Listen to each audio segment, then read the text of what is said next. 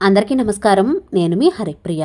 Welcome to my channel. ఇవాల్టి వీడియోలో రాహుకాల సమయంలో దుర్గాదేవిని ఏ విధంగా పూజించాలి, రాహుకాల సమయంలో నిమ్మకాయల దీపం పెట్టడం వల్ల కలిగే ప్రయోజనాలను కూడా చాలా డీటెయిల్డ్గా తెలుసుకుందాం. ఏదైనా పని మీద వెళ్ళినప్పుడు రాహుకాలం అనగానే ఆ సమయంలో బయటకు వెళ్ళడం కానీ, కొత్తగా ఏదైనా పనిని మొదలు పెట్టడం కానీ చేయొద్దు అని మన పెద్దలు చెప్తూ ఉంటారు కదా. అదే రాహుకాల సమయంలో దుర్గమ్మను తలుచుకుని పూజ చేస్తే మనం ఏ పని తలపెట్టినా సరే, ఏ కార్యం తలపెట్టినా సరే ఖచ్చితంగా అవి నెరవేరుతాయి. రాహువు మంత్రాలకు అధిదేవత, రాహువుకు దుర్గాదేవి అధిదేవత. ఆ సమయంలో మనం చేసే స్తోత్ర పారాయణం, నిమ్మకాయల దీపం చాలా మంచి ఫలితాన్ని ఇస్తుంది.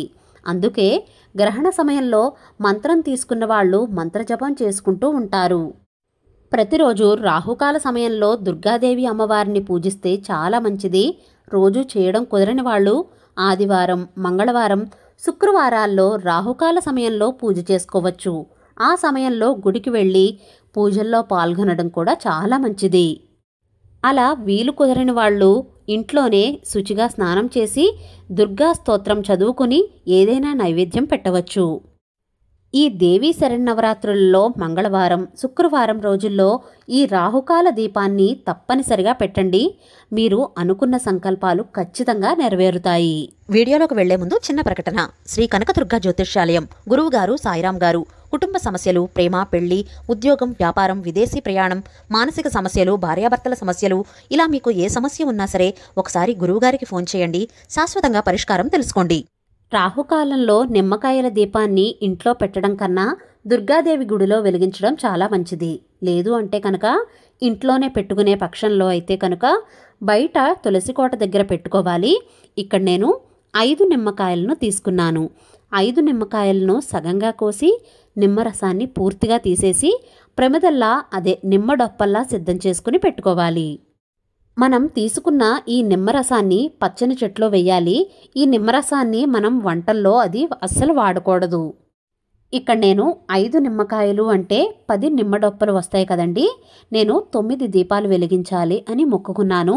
మనం ఎన్ని దీపాలు అయినా సరే వెలిగించవచ్చు. అవి బేసి సంఖ్యలో దీపాలను వెలిగించాలి. అంటే 1, 3, 5, 9, 11 ఇలా బేసి సంఖ్యలో దీపాలను వెలిగించాలి. ఇప్పుడు కొద్దిగా పసుపును తీసుకుని పసుపు వినాయకుణ్ణి, పసుపు గౌరీదేవిని సిద్ధం చేసుకోవాలి. అలాగే ఒక పేపర్ ప్లేట్లో కొద్దిగా పసుపు రాసి అష్టదళ పద్మం ముగ్గు వేసి పసుపు కుంకుమలతో అందంగా అలంకరించుకోవాలి. మనం తయారు చేసుకున్న పసుపు ముద్దలను అలాగే నిమ్మడొప్పలను కూడా ఇందులో పెట్టుకుని ఆవు నెయ్యి, ఒత్తులు వేసుకుని సిద్ధం చేసుకోవాలి. పువ్వులతో కూడా అందంగా అలంకారం చేసుకోవాలి. ఇంకా ఆ అమ్మవారిని తలుచుకుంటూ సర్వమంగళ మాంగళ్యే శివే సర్వార్థ సాధికే శరణ్యే త్రయంబకే గౌరీ నారాయణీ నమోస్తుతే అని కానీ, ఓం శ్రీ మాత్రే నమః అని కానీ జపిస్తూ ఎవ్వరితోనూ మాట్లాడకుండా ఈ నిమ్మకాయ దీపాలను వెలిగించాలి.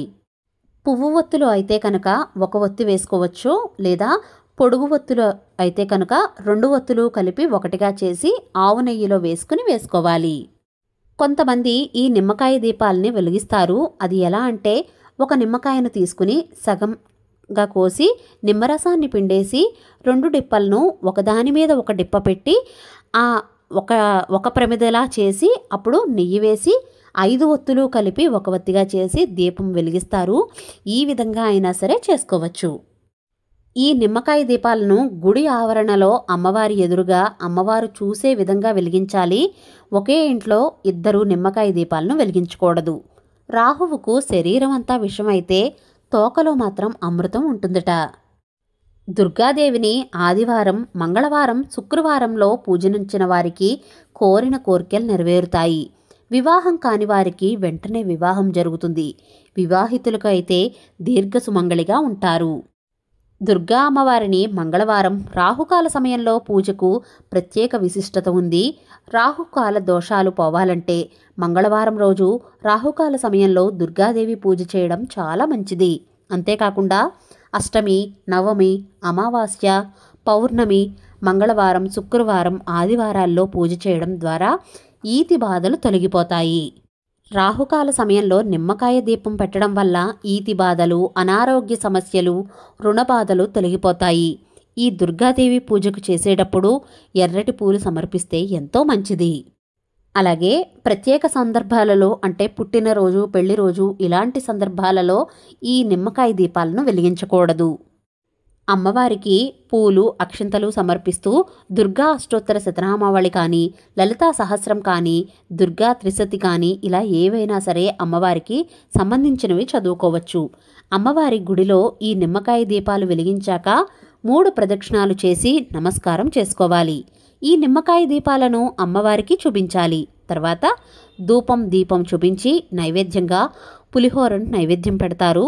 లేదు అంటే కనుక చిన్న బెల్లం ముక్కను కానీ, 2 అరటిపళ్ళు కానీ, కిస్మిస్, ఖర్జూరం ఇలా ఏవైనా సరే నైవేద్యంగా పెట్టవచ్చు.